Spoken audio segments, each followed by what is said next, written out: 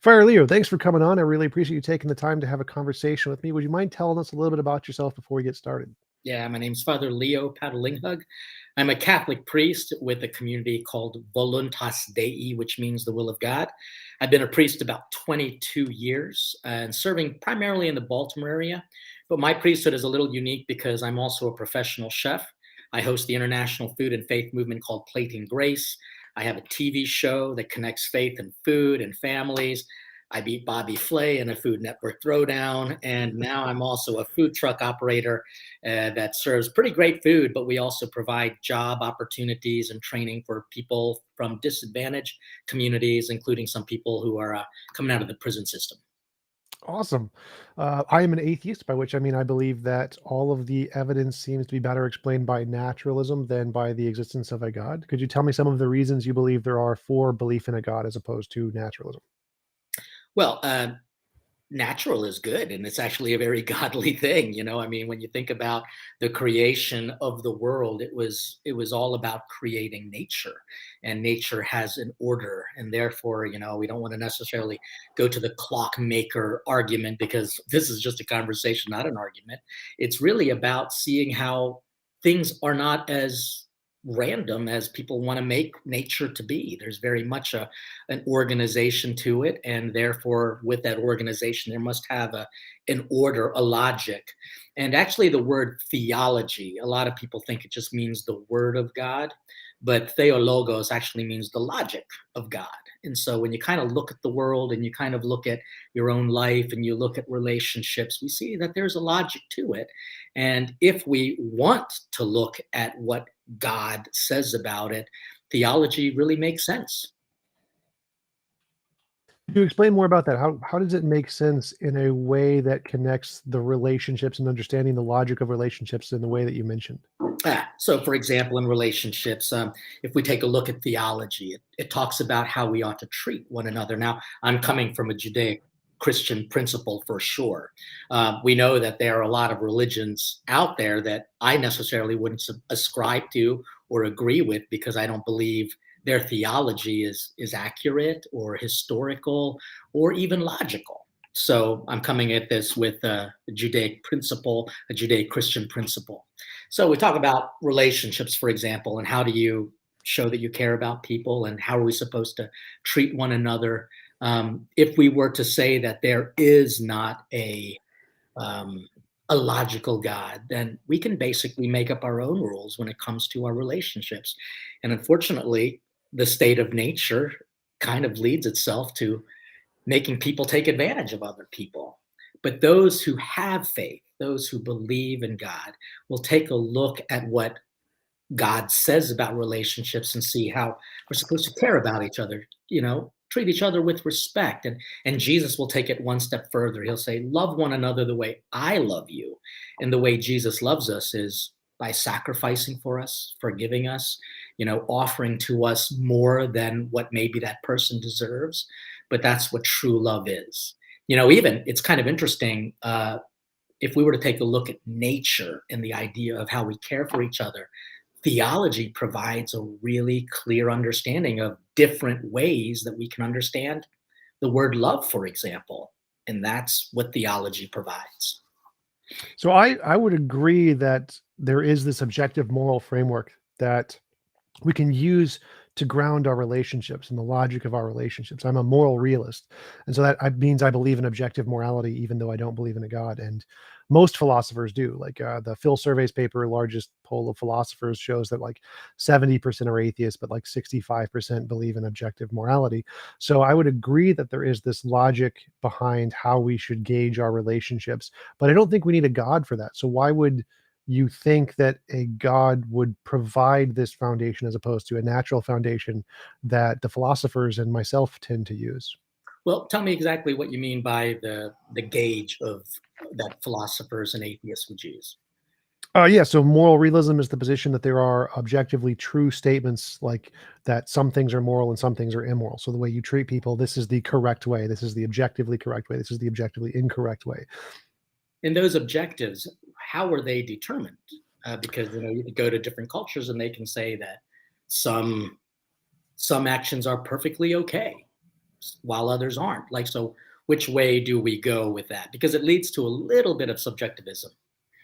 Yeah, so moral realists take the position. I'm a moral naturalist, so there's different versions of moral realism, but moral naturalism believes that there are facts in nature that we can use to determine what morality is. There's different versions. I think it's kind of like a law of nature, so it's completely independent of society. It's not based on culture. It's some fact about the way brains develop, the way consciousness develops, the way pain and suffering are features of the universe.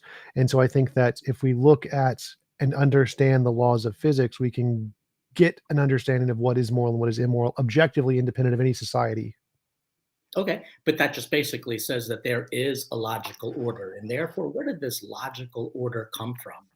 It could either be something that we all know collectively, or it's something that we could have kind of been put into us. And that's where theology says, God created us in his image and likeness. And so we have, in a way, a connection to the one who made us, and that connection is a loving one. And so, whether you want to acknowledge it coming from a supreme being, a higher power, or you can say somehow randomly we all agree, that it just seems a little bit more illogical to say that everyone from across nations, across culture and time, that they somehow are able to agree on something when it might not say be easier, because it actually requires us to step outside of ourselves and say that this natural order, this natural way to be able to approach relationships, that comes from a mind that is organized, a mind, a being that truly is loving. And we now have an example of it, especially for people who believe in Jesus Christ. So, from my perspective, I think that the reason we have this shared objective morality is because it's a foundation of reality, like a law of physics. Like, Sure. it doesn't really matter if we agree whether the law of gravity is there; it's there whether you believe it or not. And so, our agreement is a result of the fact that our brains develop in reality, and so uh, because they are a part of reality, they obey the other laws of reality. So the same reason we agree on math and logic, 1 + 1 = 2, A = A, the laws of logic. The same reason we agree upon those is the same reason we agree upon moral norms, because our brains are a part of reality. They are imbued with the properties of reality. So logic, math, morality, if these are fundamental parts of reality and our brains are developing in reality, then they will necessarily have some part of these things imbued in them. But it's interesting because, like, logic actually is sometimes illogical when it comes to relationships. So, for example, forgiving somebody, that's not logical. What would be more natural would be to take revenge. And we know that there are a lot of people who do it. To be able to help people in need, even though they can't necessarily help you back, that's not logical. That really is seeing something on a deeper level. So, for example, if an atheist were to do something kind and, like, collect food and give gifts at, say, Christmas, for example, it's interesting that it happens then and not just really throughout the year. But I always say that Christmas is a time when everyone becomes a little religious, or Thanksgiving, when they start becoming more grateful for things. Uh, the reason why an atheist might do it is because they feel something for the other person, and they might think, if I was in need, I would like for someone to help me. And so there's kind of a mutuality. But for a Christian, they do it not because of that. They do it because, from a theological framework, it's because they see in that poor person or in that struggling individual an image of God who struggled for us. The crucifix is an example of it. But they will also say, and I also will love that person because I see God in me, and I see life through a godly set of eyes, which by natural standards, a lot of people don't do that. They don't look at the poor and they say, I see God. So it takes a religious person to see that, and it kind of elevates a standard, a moral standard, whether you want to call it something that's just objectively natural, but perhaps even spiritual. Well, I totally agree. I don't think atheists see poor people and see God in them. I don't think they see God anywhere. But I would say that the reason I help poor people isn't because I have empathy for them. It's because I Mhm. believe there is this objective truth. I believe there is an objective morality. And I think the moral thing to do is to help them because it is in correspondence to the moral facts of reality that if I want to be a moral person, these are the things I ought to do. So, for example, my model of morality says that any involuntary imposition of will is immoral. So, the best of all possible worlds, the perfect world, is a world where it's impossible to force anyone to do anything they don't consent to doing. And to try to move closer to that world, the best we can do is to try to lower the cost of living for as many people as much as possible. And so I'm working on trying to build an atheist church and buy an apartment building and then offer affordable rent in line with some of the organizations here, like the Noah Impact Fund, Naturally Occurring Affordable Housing. They buy apartments and offer them at affordable rates. And there are many atheist organizations that do these kinds of things because we think there is this objective moral framework, not because we think that empathy is the ground that I feel the same as the other person, but because we think this is the perfect way the world could be, where it would be impossible to force anyone to do anything they don't consent to. And to try to move closer to that world, we have to decrease the cost of living for as many people as much as possible. And so, in an effort to try to move the world closer to what we think the perfect world would be, that's the reason we're trying to do these things, because we see value in all human beings, all conscious life. And we're trying to give each conscious entity the as much freedom as we can technologically in order to move closer to this best of all possible worlds. And that seems to me an equivalent, or from my perspective, slightly better justification than because someone sees God in the person. It's because we see inherent value in them without having to reference an external being that has some part of itself in this person. It is the person themselves that has the value. And I think in seeing the value in the individual without having to reference some external entity is a more moral framework than the only reason that person has value is because they have some part of God in them. Okay, so you mentioned that apartment building where you're going to be provide. Is that real? Oh, yes. So I'm working on it. I don't own the apartment building yet, but there is the Oh, Noah Impact Fund is a real fund.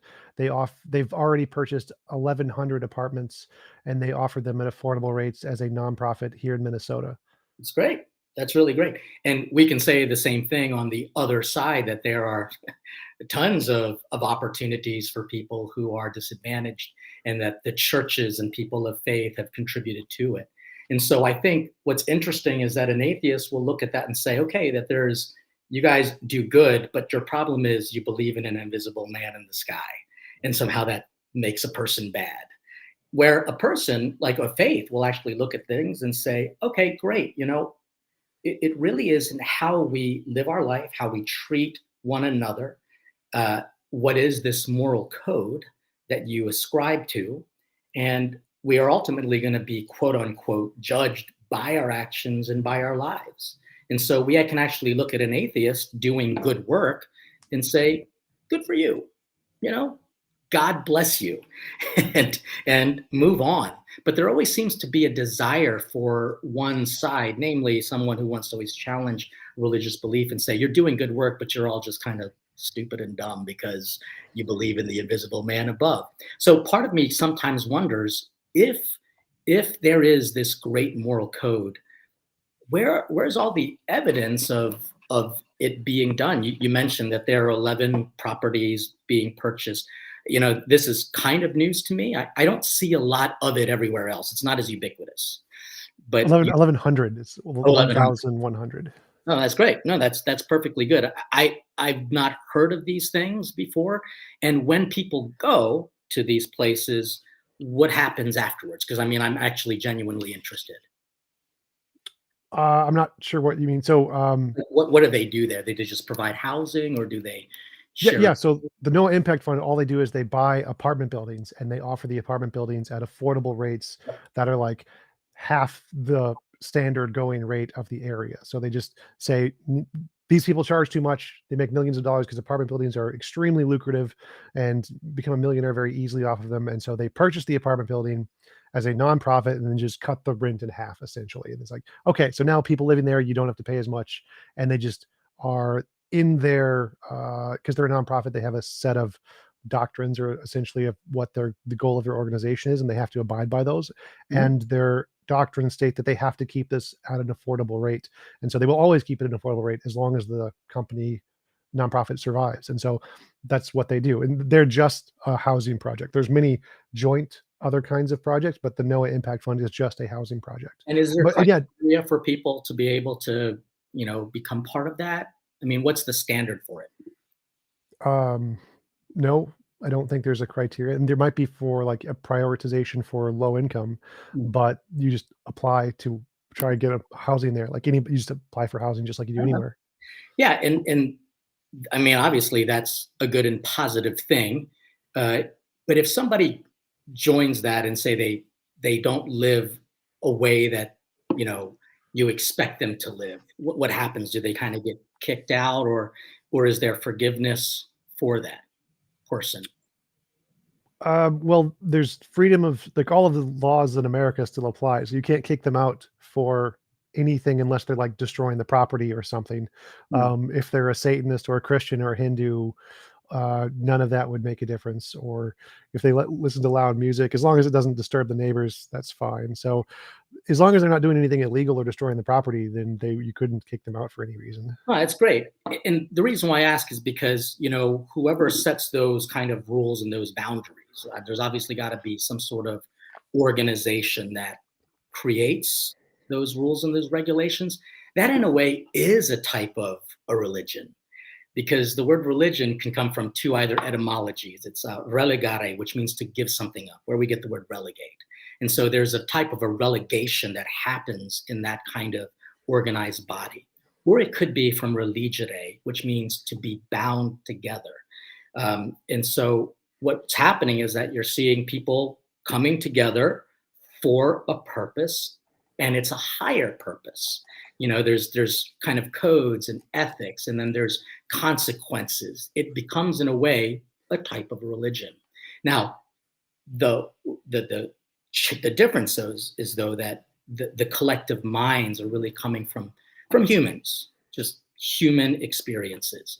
For someone in a religious framework, they will look at that and say, we're doing the same thing, but our desire is to elevate our understanding based on a design from something that we didn't make up, something that we have received, something that has a lot of logic, and something that actually requires even more compassion, a type of even a sacrifice.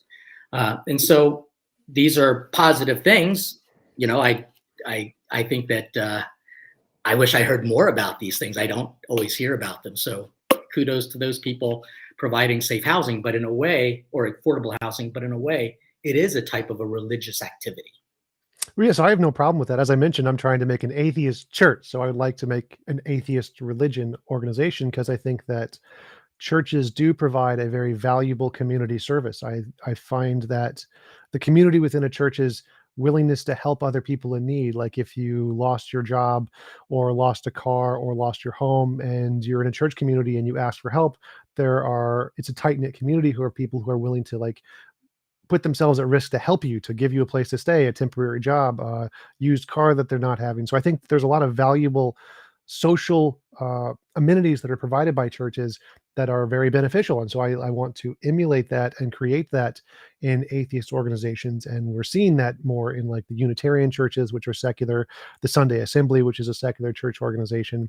All of the different atheist organizations I know about are all about humanitarian work. They all do large amounts of humanitarian work. I just went to the American Atheist Conference a few weeks ago, and they packaged 50,000 food things for the homeless or something along those lines. So all the atheist organizations are all about doing humanitarian work, and I don't have a problem with calling that a religion. I think that's a good thing. I think we should have more of that. But the problem I would see is that the second part of what you said is that grounding this in something that's real and based on logic. When you say those things, to me, it seems like the atheists have the advantage there because we do ground our ideology and things that are essentially just supported by science and nothing else. But it seems like the religious perspective goes beyond that and adds in things that don't have any way to differentiate the imagination from reality, which is my definition of evidence. So it seems like you're going beyond the evidence and beyond the logic when you bring in God-based beliefs. And to me, it seems less moral to, um, as you mentioned, see God in another person, and that's the reason they have value, is because you see God in them. That seems to me to devalue the individual. Whereas if I see the individual as having value, and I don't care about whether or not there's a God in them.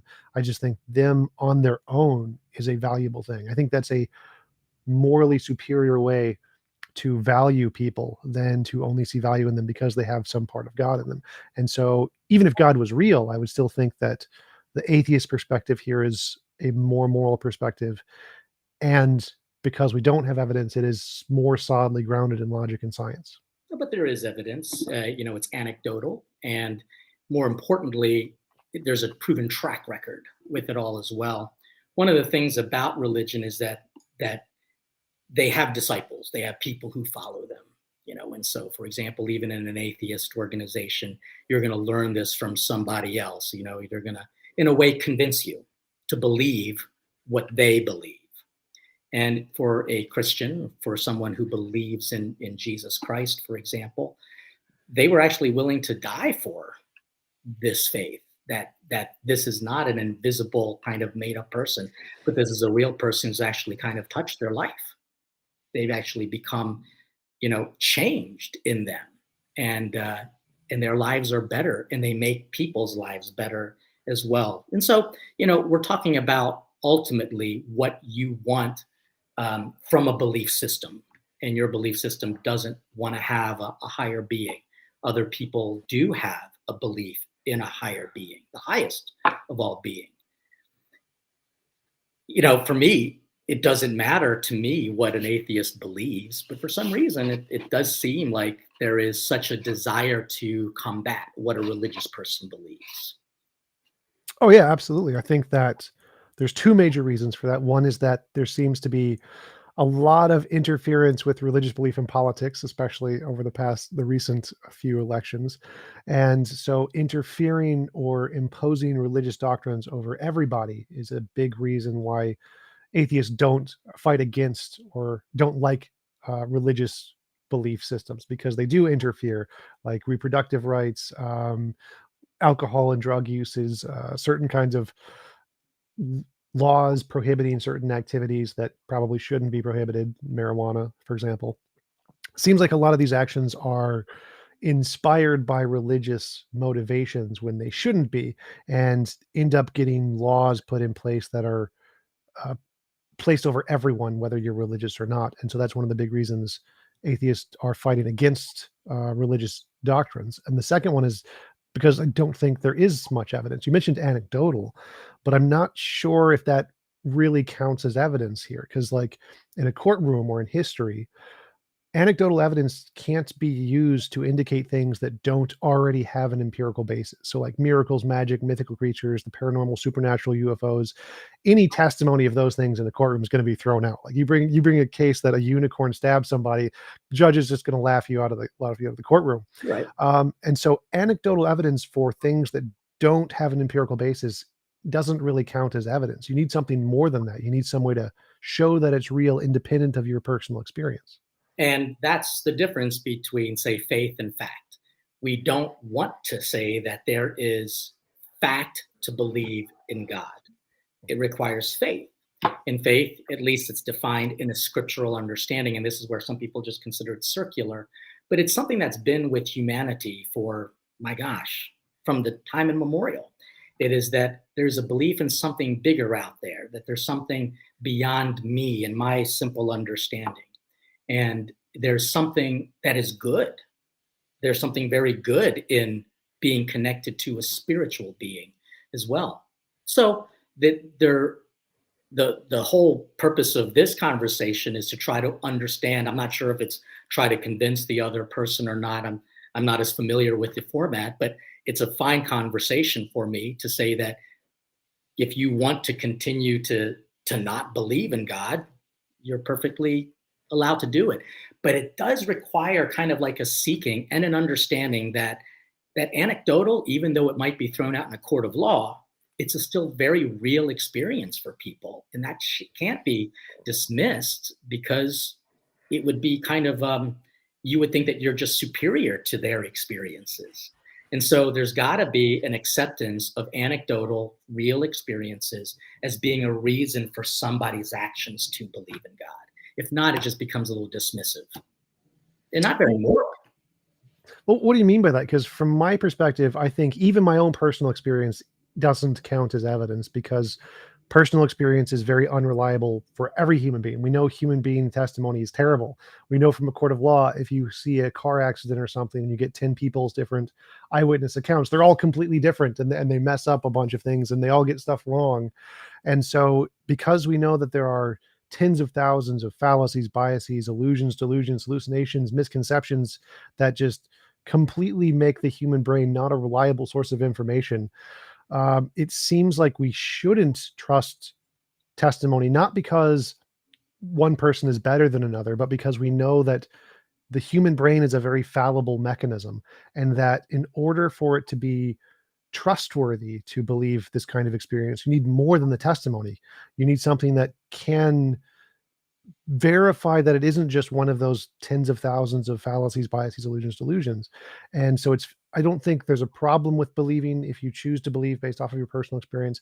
But if you think that that is an objective justification or it gives you some kind of connection to the objective truth of reality, that seems to be a very dubious claim because we know how risky personal experience is. And so if you think that your personal experience is somehow going above and beyond what we know the reliability of personal experience to be, that seems to be very illogical because it just taking a metric that is very, very bad and saying in your case it works perfectly, but in everybody else's it's just terrible.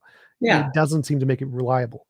Well, I mean, it could actually be said for that same argument be actually applied to you. I mean, you're saying that you can't live your life in a sound, rational way if you do believe in God because your experiences they're not reliable.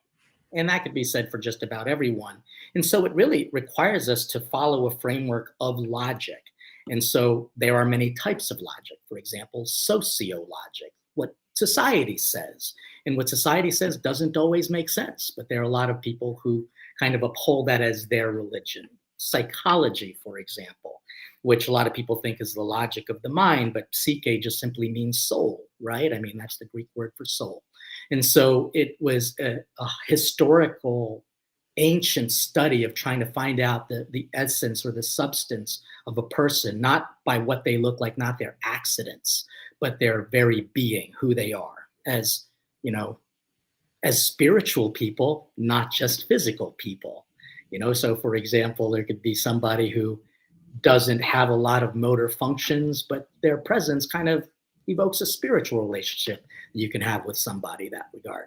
So there's also a logic of body, the biology, for example, and people can only trust the biology, trust the science. And we can say that, gosh, especially in these past couple of years, when people say trust the science, I wish that there was more of a moral framework with regards to what exactly constitutes a science, because there's been a lot of confusion with regards to what to believe. So, what's interesting is that a lot of people want to take someone, a person of faith, kind of diminish them, kind of say that they're morally inferior, morally, intellectually inferior. And I'm sure that that happens also on the other side with religious people looking at atheists. And I think one of the objectives, reasons why I kind of agree to this conversation is because we're trying to find that middle ground. The objective reality is, how can an atheist and a religious person live together with a little bit more understanding of what it means to be religious in their own way, how to be bound together? How can we kind of give up what we think we know and be willing to listen to what someone else has to say with respect? I think that's the objective of this conversation. Oh yeah, absolutely. I totally agree. I think the demonization, both between religions and between political groups and between people in the atheist community, because there's many differences that we have, and we get into fights all the time Oh yeah. between like the far left and then the center left. They don't like each other at all. I think that having these kinds of conversations, just a friendly conversation to discuss the different ideas, is very, very important. And when we put up these kinds of moral barriers to say that one group is better than the other group. I think that's a problem that we shouldn't ever come across. We should always be willing to have open and honest conversation between groups and talk about our different perspectives.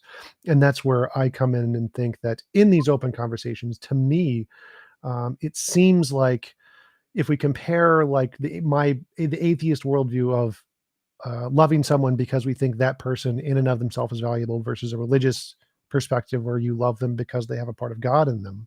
Oh, well, hold Like, a second. One didn't exclude the other. Of course, we believe that everybody has an inherent dignity. That's why we are pro-life, that every person, every creature, every existence that we can see and touch and hear and almost feel, that there is definitely dignity there. But when someone is unlovable, when someone is just basically a jerk, there is a higher calling for somebody who has a faith in God to say, we've got to be able to forgive that person. We have to have this compassion towards them. We have to be willing to welcome them even if we don't like them. That's oh, a question about that. So when you say that that's a higher calling, like in my worldview, I think every single conscious being is deserving of moral respect. So that includes Hitler or Stalin or Mao, the most terrible people ever. They are conscious entities, and so they also deserve moral respect, and they should also be able to have as much freedom as they possibly can, as long as they don't harm other people. And so, in my case, in the atheist case, I would say we also have this higher calling to the same degree that all conscious beings should be valued. I think it might even be higher in the atheist case because ours applies to animals too, where we think that veganism, vegetarianism, all animals, if they're conscious, also deserve respect and should be treated with not being mass murdered in factory farms or whatever. And so in the atheist case, it may even be a higher calling to a larger demographic of conscious agents that are deserving of moral respect. okay. I mean, the idea of just saying there's a moral superiority is based on only a collective understanding of what people who agree with you have to say, because I'm sure that there's going to be disagreement with people in the atheist community as well about that. I'm glad that you feel that way. Oh yeah, there's disagreement in every community. There's very strange Christian beliefs too, like Oh, sure. prosperity gospel. So Oh, I agree to that. Yeah, and again, that's why we have to understand that modus operandi for us is logic. It's theology. So we have to take into account all of the logics, but how does it fit within a framework? And so if we were to do theology, I like to use this example of saying, we've got a piece of the puzzle. How does it fit to the other pieces as well? And when I was a kid, I was not actually a very religious kid, and I was not very patient, which is what I think theology demands. And I remember uh, putting pieces together, and if they didn't fit, I found scissors and I made them fit. And I did it according to me. And what happened was that you just get a little bit of a mess. But there is even an order to what that picture should look like, how it was intended. And so I think as a theologian, and perhaps even, as an atheist who is, I don't want to use the word theology, but just a study of atheism, has to kind of admit that we all have pieces that we're trying to put together and get a bigger understanding of this picture that we call life, that we call reality. And so, more power to you for even wanting to ask these questions, because it seems to me that while you're confident in your principles, you're still willing to have a conversation, because there might be still more to learn. oh, absolutely. To quote Thomas Edison, we only know 1/millionth of 1% of anything. I totally agree that you also mentioned that earlier, that as a religious person, you believe that there's more fundamental things out there that we don't know yet. And like, yeah, as an atheist, we totally agree. We don't know anything about the universe. We're very, very ignorant of all the things that there are to know, and we should always be open to exploring new ideas. But Except from for the idea of a higher power, like that. Well, That just I'm totally open to that too. Like, I think if there was good evidence of a higher power, I'd totally accept that there was one. I probably wouldn't worship it from the biblical perspective because I'm not. I think that a lot of immoral things happened in the Bible, but if there was evidence, I would definitely grant that God existed. And so I'm totally open to there being a God. I would just need, because I wanted to mention this earlier, that as we try to discover more about the universe and the things we don't know, we have to have some way to differentiate imagination from reality, because most of the things we come up with are just human figments of imagination. Like when we try to explain things, we're usually wrong. In science, this is the same thing. Most of scientific theories are always wrong. It's only the very, very few that get it right. And so we need some way to filter out the wrong ideas and only leave in the good right ones. And that's where we need this method to differentiate imagination from reality. And I think that when we have this method, religion doesn't pass the test. Religion can't justify that it's more than just imaginary. It seems to be on the same playing field as any of the other imaginary things that we have in the world. And so I don't think it's logical to believe in religion if you think it's supported by evidence. Yeah, It, but there has to be a level of accepting that religious experiences, a religious person, that they are also very real. Like, so for example, Jesus Christ, he was a very real person. What he had to teach was very real, and what he has done, in the effect of people's lives, is very real. And so that becomes a tangible thing. Again, there is no evidence that can prove faith, because faith is not supposed to be fact. It's not supposed to be looked at as a 2 plus 2 equals 4, although there are even now just some people who think it doesn't equal 4. So it's interesting that, we mentioned at least pro-life, and protecting an unborn child, where people would say, well, it's not valuable. But if a cluster of cells was found like on Mars, I guarantee you there will be an effort to try to protect that life, just to see it. And so when I look at these things as anecdotal and very real, we don't want to say that we have facts, but we actually have something called credibility. There's a credibility of revelation. In fact, that's the name of one of the courses that we had to take. It was about how God reveals himself to his people, and how over time we're getting more and more information on how God operates. So we don't know it all as well. While divine revelation is full and complete, we're still putting the pieces of the puzzle together. so, from my perspective, there seems to be a contradiction between what you said about building a logical framework and adopting faith. To me, those two things seem to contradict one another, because to build Okay, let a me just make sure logic I understood that, because my mind just went. You said the two contradictory things were what again?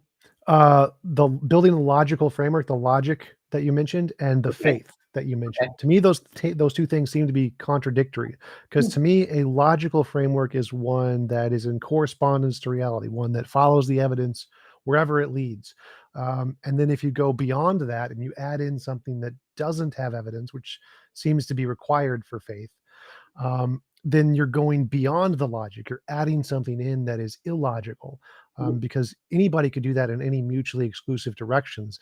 If you say that there's no evidence that could indicate one direction over another, and you're going beyond the evidence, when someone could go beyond the evidence in a different direction, and they would be equally as logical, which would be illogical. So, because to me, the logic stops where the evidence stops. Well, the logic that I'm talking about is actually theology, which again, an atheist wouldn't agree with anyway. They would think that its premise is completely flawed because the person who created that theology doesn't actually exist. And so it would be impossible to actually have a conversation on that plane, because theology is what I'm basing my understanding of faith to be. It doesn't come from a worldview. It comes from a human view. It comes from a supreme being view, in that it's being revealed to us, which helps us to act in a way that is according to theology, not biology or psychology or sociology. But it does require those different forms of logics to have a conversation together. And and to be able to say that interestingly enough, the way the world operates is sometimes also very contrarian to theology, if that society is not religious or faithful or believes in God. But biology, it's interesting. It does have an order. Now there are certainly some anomalies to it, but there is a logic that is pretty darn fascinating. And if we think that that kind of came about as just of random, molecules coming together, that's pretty unbelievable. So to know that there is biology containing theology, that makes sense. How is that different from the, like, God of the gaps of we see lightning, we don't know, it's very, very strange to us because we don't have any analogy to it in our world, and so we say it was created by Thor. It's easy for us to say there's this really cool, unexplainable phenomenon that we just have no analogy to, or how it could possibly be made. We just don't understand it. But it's easy to say a big, more powerful mind did it. Yeah, That's intuitively easy to us. How it's is a it great. different in the case of biology here versus lightning and Thor? Well, I mean, it's interesting that scientists are still learning things about the body. I mean, that they're just some pretty amazing things. I just read an article about how, I mean, I don't want to take this subject off, so remind me if I forget, about Plato's allegory of the cave, which you, I'm sure, are familiar with it. One person was limited in their experiences. They thought the shadows were just real until obviously they're actually brought and exposed to things, which is what, in a way, religion tries to do. And in a way, atheist says there's nothing new to explore. So it kind of cuts it off when it comes to those beyond our reasoning. Like, so this is I don't know all the technical terms, but there was a woman who came in. She was like 70 something years old, and she she reported pain in her hip. And when they kind of did an image scan on it, it was actually a baby in her womb that literally, her body turned it into calcium, turned it into a bone because she didn't know that she was pregnant, and she had complained. She lived like 70 years with this very unique thing, and doctors are still kind of amazed about what the body can do and its abilities, which really, I mean, it's mysterious. That's all I can say. It is mysterious. We don't know it all. In a way, both you and I, including all of the peoples who are, making comments, we all don't see everything perfectly. There's still more to learn. That's why one of the great theologians, his name is Anselm, and he gave at least a proof, quote unquote proof, for God, and his proof was, faith is seeking understanding, even though we don't understand everything. We know that there is a way to seek it. If our minds can imagine something greater, and then imagine something even greater than that greatest thing, then that is God. So, like, if our minds can comprehend greatness, but something even greater than that greatness, then that is, in a way, our minds being able to understand something so immense as like the creator of the universe. So we are all, in a way, still living in the cave with still shadows.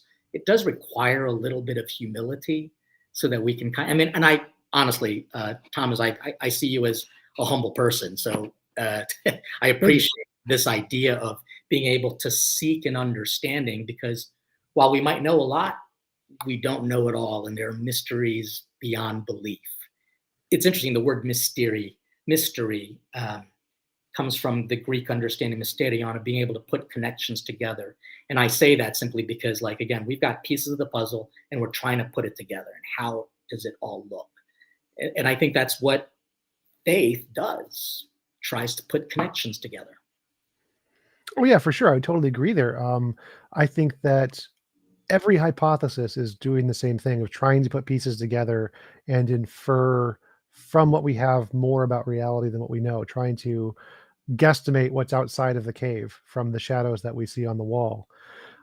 But from my perspective, what the atheist is doing is saying, well, you haven't been outside the wall. You're making up what you think is outside of the wall, but you don't have any real grasp to assess what's outside there, other than that other crazy guy in the corner who thinks it's homeopathy or ghosts or leprechauns or whatever. No, I get it.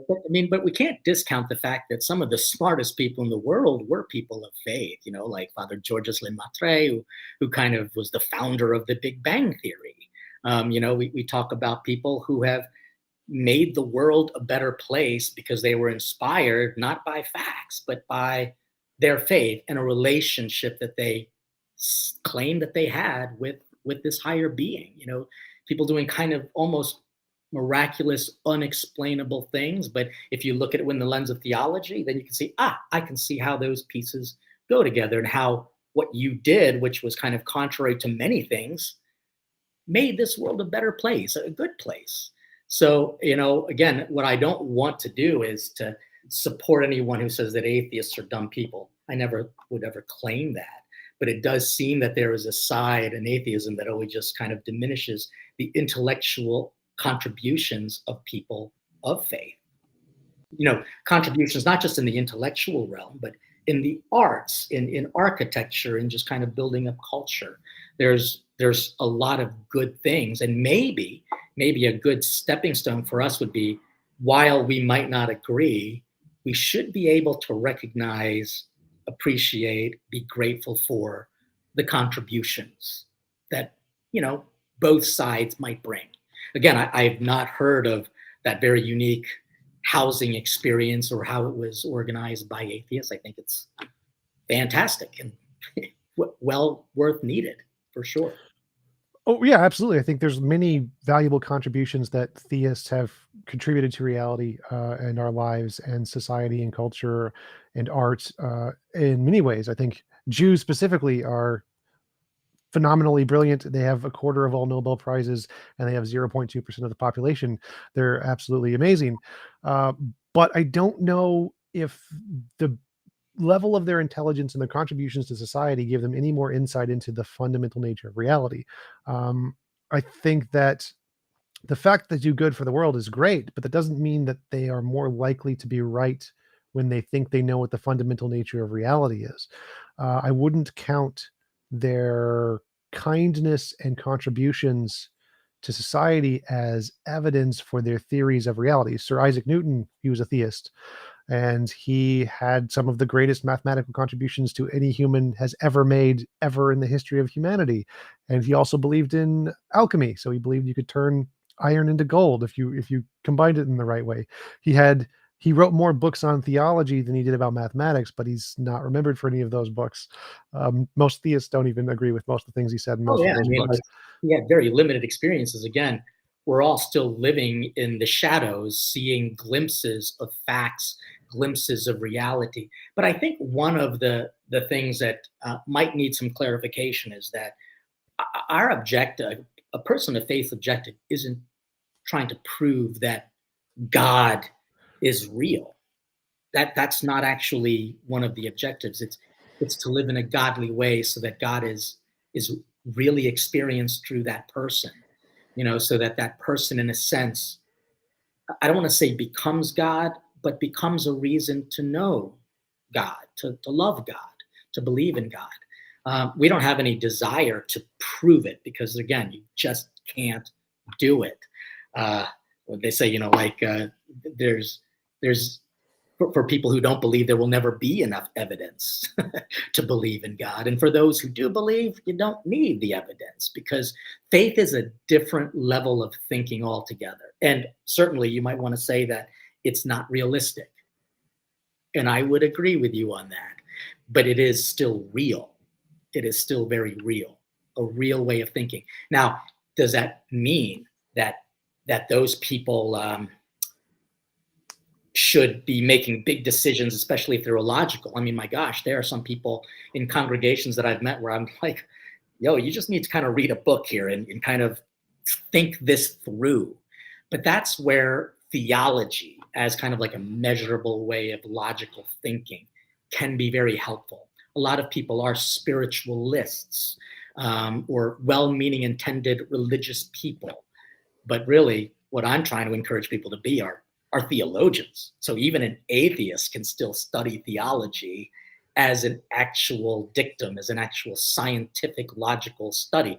Disagree with it altogether, but still understand the theological principles. Whereas a religious person coming to church, they're not always theological. They're just kind of well-intentioned.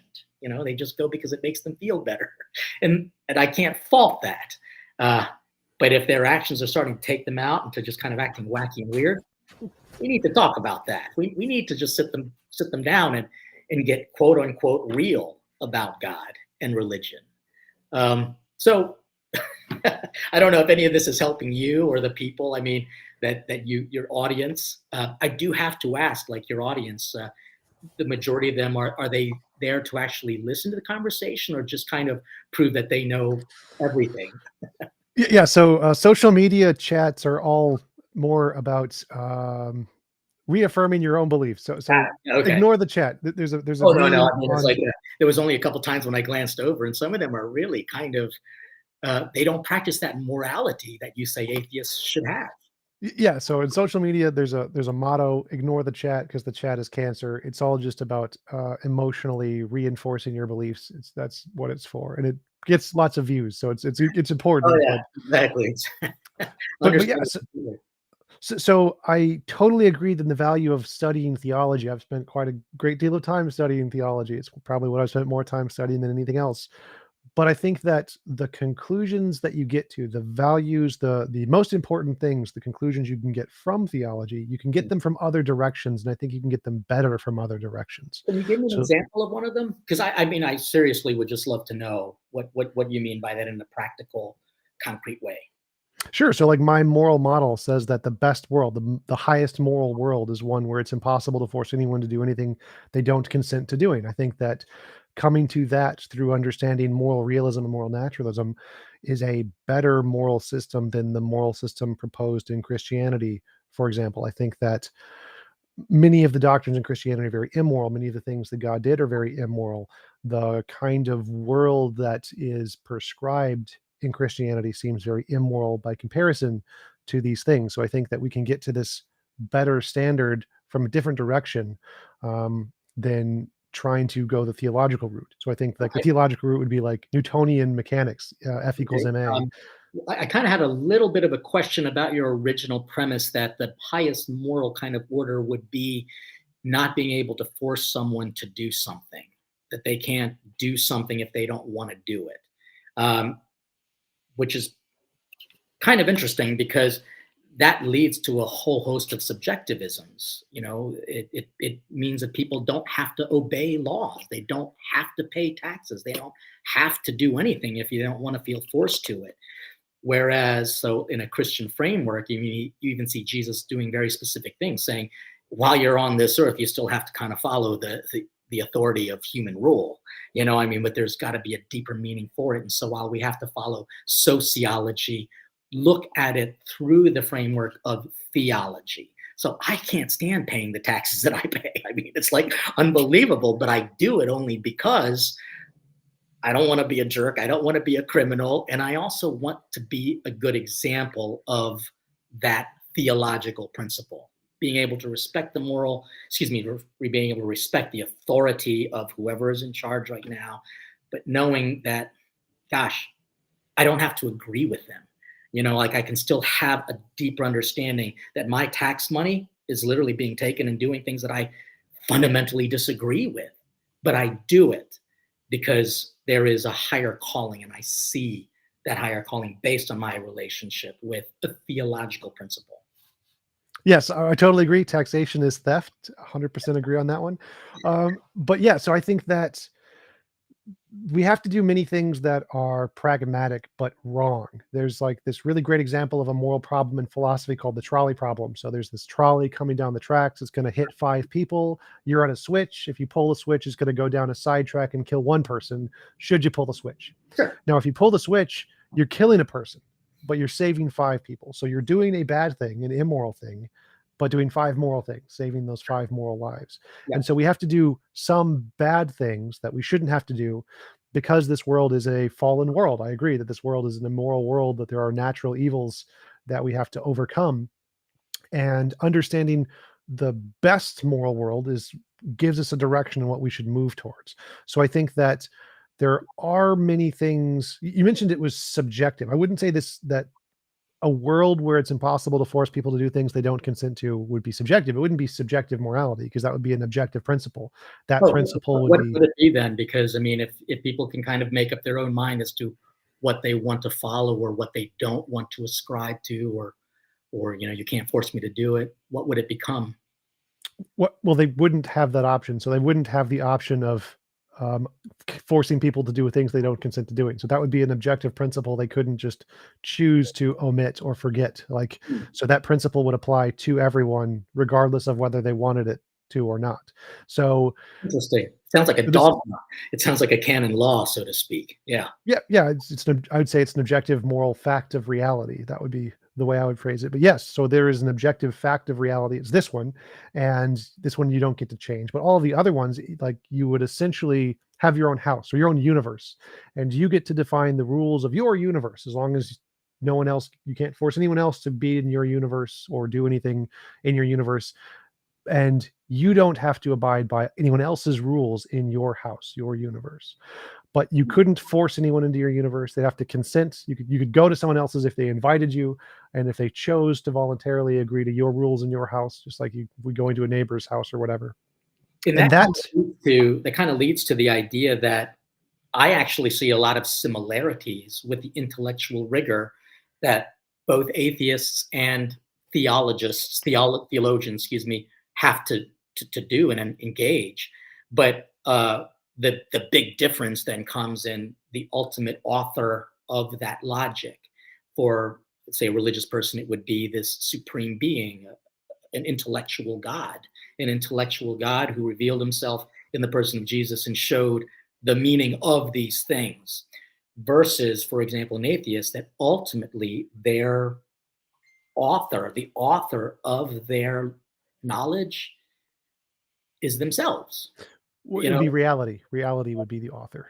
but you even said that reality isn't always fully understood, and we don't know reality perfectly, and people's experiences, while it might be real, I mean, it might be very real, it's not always. I mean, you look at people who have kind of psychedelic experiences, that their experiences are real, it happened, but it wasn't real. So there becomes a little bit more of an individual interpretation of reality. Oh And yeah, absolutely. So I would totally agree there. I think that the atheist and the theist are in the same position there. Like we don't have direct access to reality to know exactly what reality is like, and the theist doesn't have direct access to God. You can't like know God's mind. which is And so why we we're have to both in have, this pursuit. absolutely. And so we have to have some kind of a method to try to get as close as possible to what we think the objective truth is.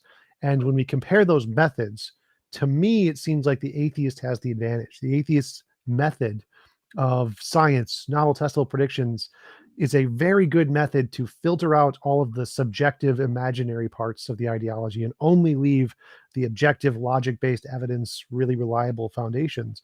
But I don't see that in theism. I don't see, from my perspective, a way that filters out those subjective biases from the religious worldview. It seems like there's a brain study that was done that when people talk to God or have experiences of God, and it's measured in a fMRI, the part of the brain that gets activated is the same part of the brain that's activated when you're talking to yourself, when you're asking yourself questions, your intuition. And it seems that that internal subjective mindset that is ingrained in who we are seems to be reflected in what people think God is. And there, it doesn't seem to be a reliable method in theism to filter out those subjective biases, where there does seem to be a reliable method in atheism to filter out those biases. So which I would is say, which is why we have people who are a little bit more expert in the theological language, people who are a little bit more experts in kind of like spiritual theology, for example.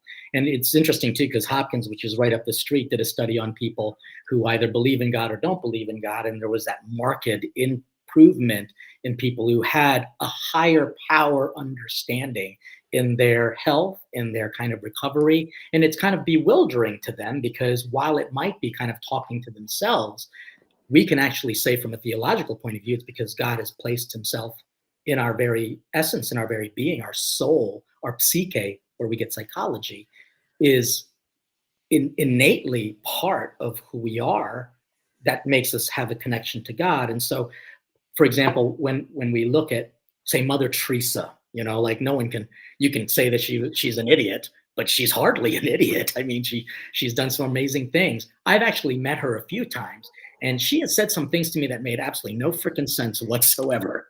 And only after a period of time and after real experiences did I understand, oh my God, she was speaking on another plane.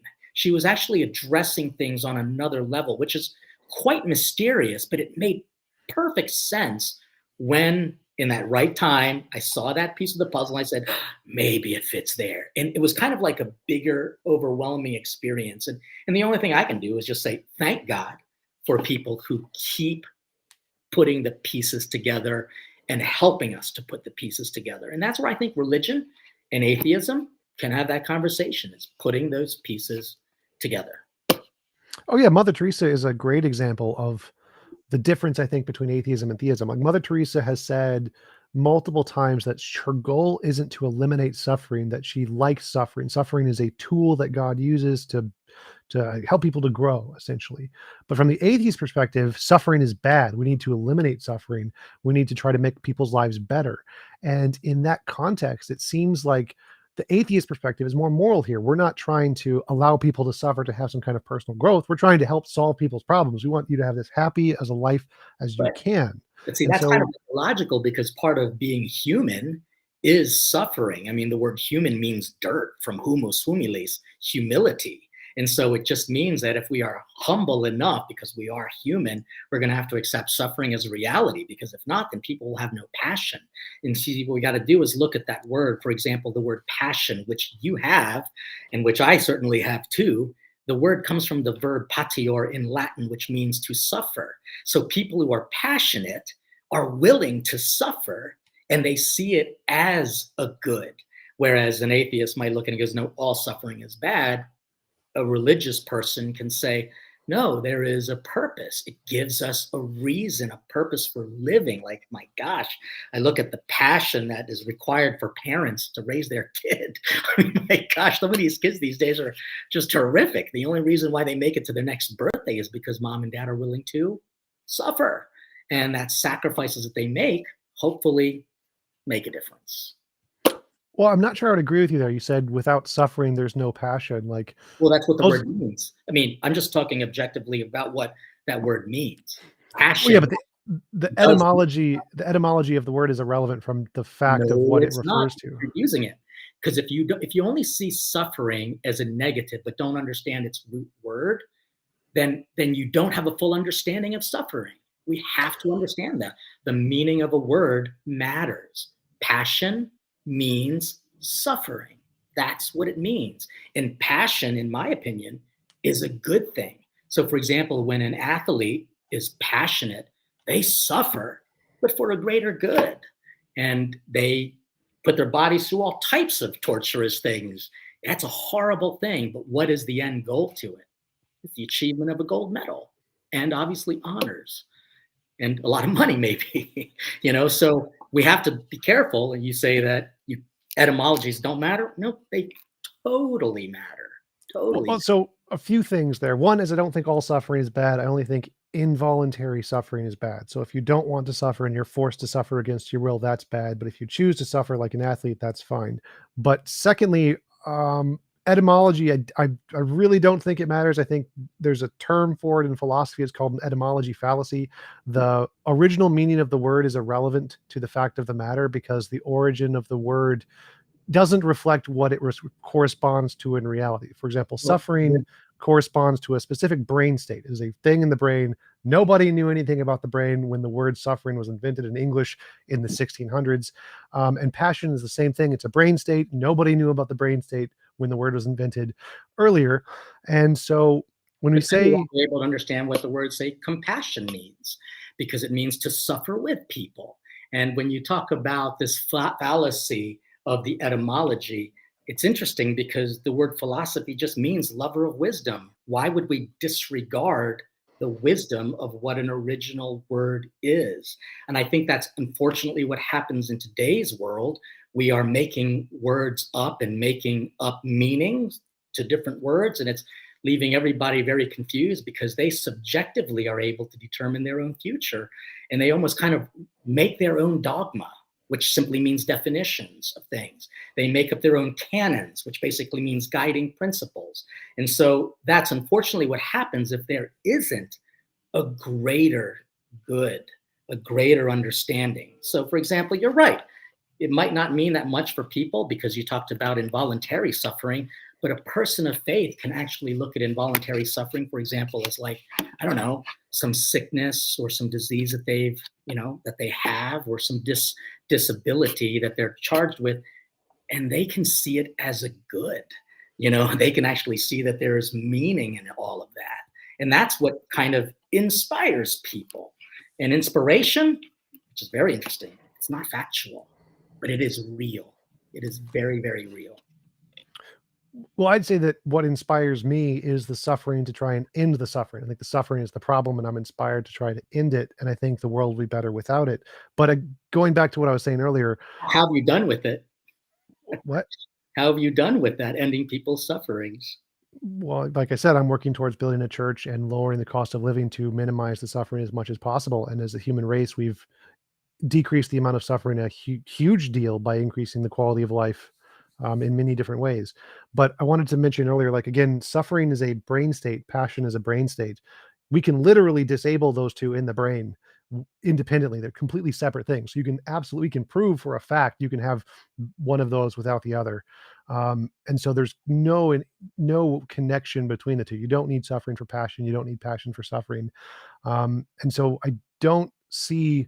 Well, I would really challenge that. You don't need passion for suffering, but again, they're the same word, and it does seem like you're trying to negate the reality of what it means, because this is one thing that makes Christianity, at least monotheistic religions, that different from all other type of religions, is that there is actually a value to suffering, and that suffering actually opens up meaning, opens up opportunities. That's why, like for a Catholic, the center of their worship is a dead man hanging on a cross. That's disgusting, but there is meaning to it if we're able to look at that, not through the lens of just a human who wants to avoid suffering, but through theology. What does God say about suffering? And so it gives people meaning, and that meaning, while it might not be proven like it's 2 + 2, it is very real. Real enough, at least, for Hopkins to do a study on what people of faith are able to, how they're able to kind of recover more quickly and have a more positive spirit in the midst of their passion. Yes, I've read that study, but it only applies in countries that are majority religious, because the reason that they heal faster is because having community decreases stress levels, and stress levels decrease. Forget what the cortisol, and cortisol inhibits the immune system, and so if you have less cortisol, your immune system kicks in and you heal faster. And so if you measure this in secular countries, they actually heal faster with they equivalently heal as much as non-religious people if they have the same level of community. And so the reason that secular people in America don't heal as fast is because they don't have as much of an accepting community. So it doesn't really have anything to do with the religion. But again, the meaning of the word here doesn't seem to make a difference. I think that the way because all definitions are made up by people. You mentioned that we're making up definitions. Like, Oh, yes, too yes, bad. we are. But all language is ambiguous. It's literally a feature of the natural ambiguity of language, is the technical term in linguistics. All words are made up by people. They're all arbitrary. And Absolutely. But and that's therefore very indicative of, like, for example, saying real and factual and proof and all of those things have therefore possibly very open-ended meanings of things.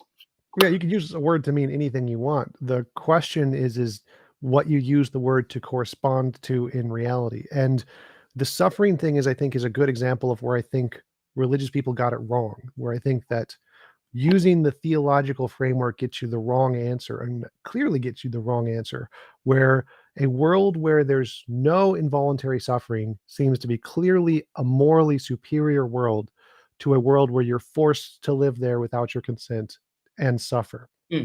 So, Well, like, if it's an interesting thing too, because what religion tries to do is give people the freedom of the mind and of their soul to be able to live in their reality. So even if a person is born with major disabilities and in very impoverished situations, they can still achieve a greatness and a real sense of purpose and power. And that happens quite a bit with examples of saints who have experienced those things. But they've gone to change the world even now, even after centuries after their death. So I'll be very honest with you. I've tried to look for inspiring atheists. I mean, I really have just tried to look for atheists who inspire me to live a higher life rather than just simply reject one thing, and that's the existence of God. And I'm inspired by this conversation. I do have to ask, because I do have some appointments. I thought this was only about an hour of Yeah, a conversation, so I don't want to cut it off, but I do have other appointments. In fact, I've got to do some training for our guys so that they can be good servants of our food truck food. And if ever you're in the Baltimore area, please come by. I'd love to be able to treat you to a meal. But absolutely. so I'm just kind of calling to mind our time frame here. Yeah, I yeah. apologize for that. Oh, no problem. I absolutely want to be respectful of your time, and I think I'm going to do the best I can to be that atheist who inspires you. And so, I, I will look forward to that. I will look forward to that. But maybe you can tell me: is there an atheist who I should look at to get inspiration and not just simply be angry at believers? I'm sure there's a number of them. I usually look at the organizations rather than the individuals. I think that the organizations who are doing all humanitarian work, like the American Atheist Conference, who just packaged 50,000 meals for the homeless, was a good example. I look at the organizational effects more than the individuals. Oh, that's interesting. So we'll look at their church and the atheist doctrines and atheist kind of canons and principles. So it is okay. So I'll definitely take a look to see that. But one of the ways that you can prove that an organization is real, really doing a good job with it, is by looking at how the individuals live their life. You're one example of a guy who actually is just trying to show that moral kind of uh, hospitality, so to speak, to other people, especially religious people. So I would certainly appreciate having dinner with you more than some of the people who are on these chats. Although maybe if I can cook for them, they would just kind of like shut up and listen because the food is good. So one of these days, Thomas, we will meet at a table and we will have fellowship and communion, and we might even experience a spiritual reality, how to care for each other, how to love each other, how to be a socio friend to the other. I always tell religious people, I say, if you go to heaven and you're sitting next to the person who you hate the most for all eternity, then you ain't in heaven. What you've got to do is practice and put the pieces together so that you can have that peace on this earth, so that you know that you're at least heading in the right direction. That's at least my thoughts. And I'll shut up and let you end your show. Yeah, absolutely. Thanks again for coming on. I really enjoyed talking with you. Do you want to give a shout out to where people can find you or any of your work? Honestly, if they just Google Father Leo, they'll certainly find it. And platinggrace.com is where everything is hubbed. And again, thanks for this opportunity. And please don't let this be the last time we talk. I really thoroughly enjoyed this conversation. Oh, I fully plan to come meet you so you can cook for me. That is totally a new goal of mine. You are welcome. Absolutely. Thanks again for coming on. Really appreciate it. And I will let you go. Cheers. Peace. See you later.